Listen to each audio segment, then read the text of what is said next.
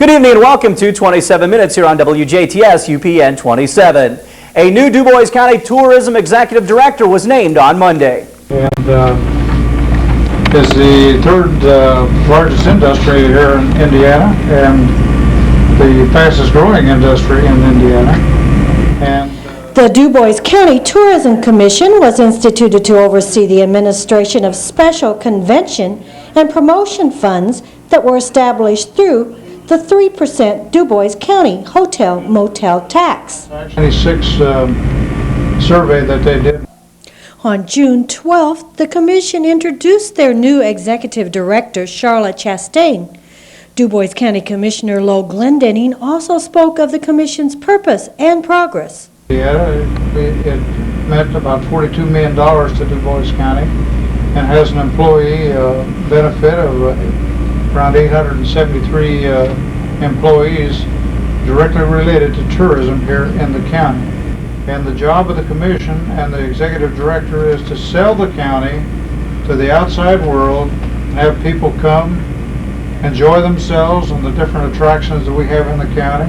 But we all travel, and if you stop and think about the times that you've traveled on different trips, you'll spend your money on a trip about 4 times easier than what you will at home. And so our effort is to attract these people in, playing golf, seeing the different sights, enjoying the different festivities that we have in the county, and have a good time and spend their money, and then be glad they came.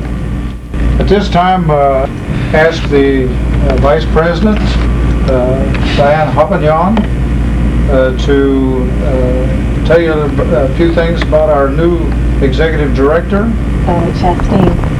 She is a recent graduate of Purdue University. She graduated in restaurant, hotel, institutional, and tourism management. Charlotte Chastain also studied at James Cook University in Australia, was publicity chairperson for the RHIT Society, and did internship under the former tourism executive director, Darla Blasey, here at the Dubois County Tourist Commission, so she's somewhat familiar already with the daily functions and services of this office. Following the news conference, Charlotte spoke to us about her internship experiences and contacts she made during her studies. I work side by side with Darla Blasey, the old executive director, and I did secretarial work such as answering phones, sending out mailings, and I also got to be familiarized with some of her duties, as well as working on a children's activity book for the county. What went into that? I picked out some of the highlights of the county, everything from the courthouse to the monastery, League Stadium, Patoka Lake, just some of the major points of interest in the county, and made a page in the activity book dedicated to each one. Currently, those books are distributed to area 4th grade students. I studied abroad in Australia, so I kind of have a taste of international tourism, as well as through some of the organizations at Purdue, I've gotten to visit other convention and visitor bureaus and tourism commissions through the United States and Canada. I have their business cards and still keep in contact with some of them. So you have some contacts already set up? Right. Okay. Charlotte Chastain will work with the commission on some of its current programming, such as the bus tours, bicycle tours, and the Old World Christmas program. I've lived in Dubois County my entire life, and I received my education at Purdue University specifically for tourism management. I definitely like to see a yearly growth in tourism and hotel stays in Dubois County, and I'm just going to follow the programs already implemented for the commission and also work with the board to try to accomplish that. Stay tuned. We will have more 27 Minutes after this.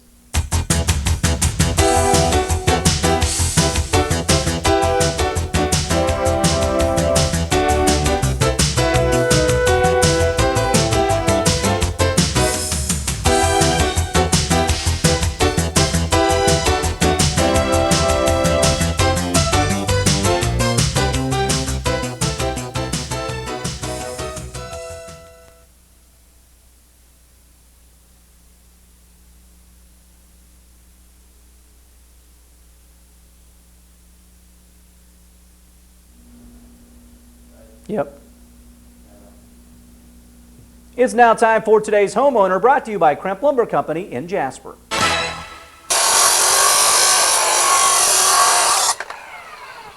Now, people that have concrete driveways a lot of times think they're just maintenance free, and for the most part they are. But anytime you have any kind of crack in an expansion joint or any part of your driveway, it's a good idea to really fill that with a good silicone caulking. Actually, one that is made for concrete sealant like this one. Now, once you've grooved the line like I have here with an abrasive blade, then you're able to take the sealant and just actually fill that void in. Now, by doing this, this will prevent any rainwater or sprinkler water from getting under the slab, which can cause a void and actually cause the concrete to sink. Also, in colder climates, ice can form under there that can really cause some damage to concrete.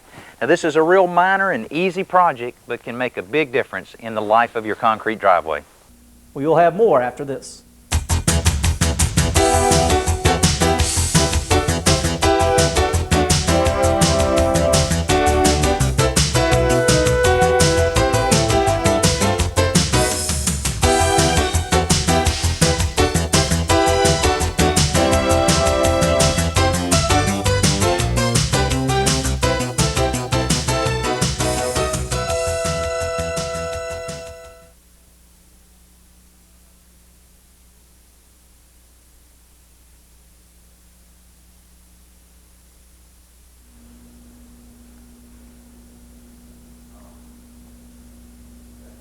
Yep. Welcome back. Here's Tony Frick out and about. They might change the times and the lights on us. So she will. If you're out and about this month, you might stop by the Jasper Community Arts So You Think You Want to Be an Artist exhibit at the Krempp Gallery in the Jasper Arts Center. The art exhibit includes works of students of retiring Jasper High School art teacher Tom Schum.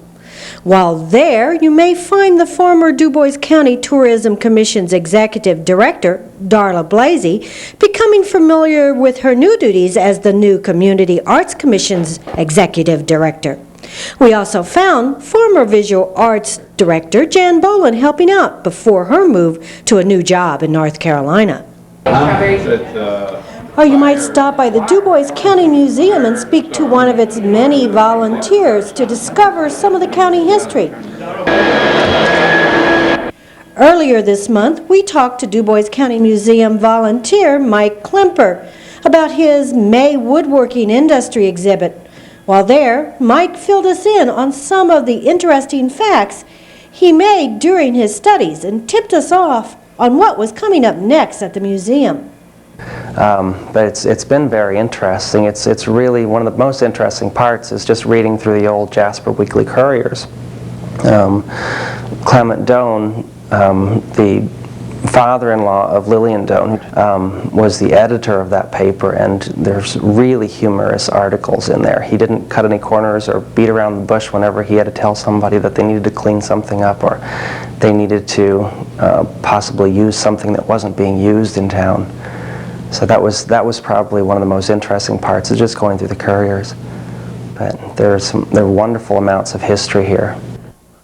Part of Mike's woodworking industry exhibit has been added to the museum's permanent main exhibit. However, the furniture has been moved out to make room for the next rotating exhibit. The next exhibit is an exhibit on immigration, and it is through the Humanities Council. It's an exhibit that they have that travels the state, and it's on German immigration specifically, and it will be here. There is an opening for members on the 21st, and that's a sneak preview night, and then on the 23rd, that Friday, the museum will be open for the general public. Museum hours are Fridays and Saturdays from 10 a.m. until 2 p.m. and Sundays from 1 to 4 p.m. If you stop by City Hall to see the handmade quilt displaying the names of original families who traveled from Waffenwaller to settle in Jasper, well, it's being presented to Mayor Gutgsell at the Sister Cities 15th anniversary celebration this June 16th in Germany. Jasper Mayor Bill Schmidt and a group of 61 travelers set out for the anniversary trip on June 13th. The Indiana Pazor snail trail pattern quilt with its purple and green colors and grapevine border is a gift for display in the Waffenwaller City Hall. You can still view the rest of the Sister City display at the Jasper City Hall Display Center, which relates to the anniversary trip theme, celebrating our partnership. So, if you're out and about this June, you might take a closer look at some of the area's history and local talent on display. Tony Freak, TV 27 News.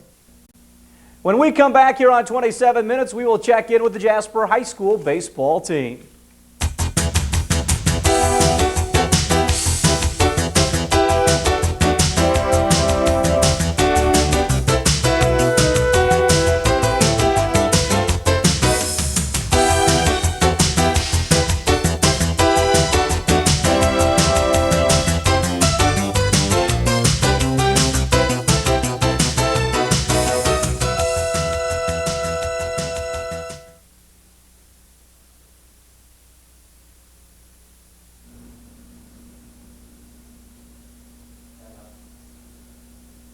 The Jasper Wildcats will host Madison in the 3A Baseball Regional tomorrow out at Rookser Field. The Wildcats get to the regional with blowout wins over Washington and Gibson Southern in the sectional.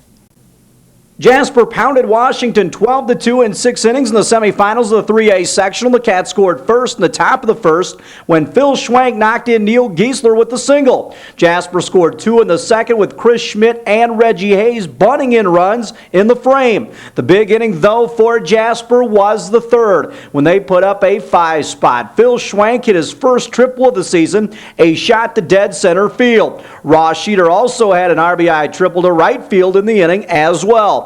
Jasper scored 3 in the 5th. Jason Wolf, who had 3 hits on the game, singled. Ross Sheeter doubled before Chris Schmidt singled home 2 more. Matt Kiefer also had an RBI single. The Cats get a run in the 6th as Jason Wolf plated a run with a single. Phil Schwank got the win on the mound. The senior right-hander went the first 3 without giving up a hit. Andrew Krieger and Cale Canese finished off the hatches on 2 hits for the game. Once again, it was Jasper 12, Washington 2. The Cats were now into the championship game against Gibson Southern. Jasper, once again, the visiting team, and they score first with 1 run in the 2nd inning. Brandon John doubled and was knocked home by Chris Schmidt's single. Jasper scored 3 in the 3rd. Jason Wolf's 2 RBI single was the big hit in that inning. The Cats then explode for 7 in the top of the 4th. Neil Giesler, who had 4 hits on the night, singled home 2 to start the inning. Phil Schwank then followed that up with a 2 RBI double. The next batter was Ben Schmidt, who roped an opposite field home run to right field, his 3rd bomb of the season, to make it 10-0 Wildcats. 1 batter later, Brandon John played long ball. BJ's shot was to dead center field. It was John's 3rd of the season. The Titans pick up a run in the bottom of the 4th before the Cats closed their scoring. In the 5th, Neil Giesler knocked home Reggie Hayes and Matt Kiefer. Jasper pounded out 15 hits in the game. While Wildcat bats were sizzling, the Titans could only muster up 5 hits against junior right-hander Mark Seger. Jasper wins the 5-inning game 13-1 for their 11th straight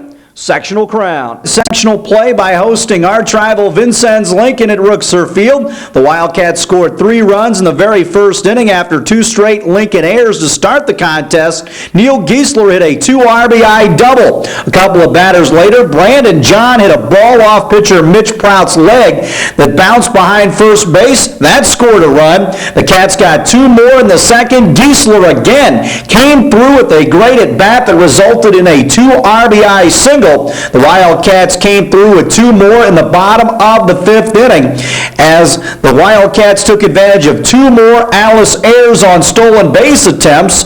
Phil Schwank was sharp on the mound. He went 6 innings, giving up 4 hits while striking out 7 to get his 8th win of the season. Mark Seger pitched the 7th. Once again, the Wildcats beat Vincennes Lincoln 7-1.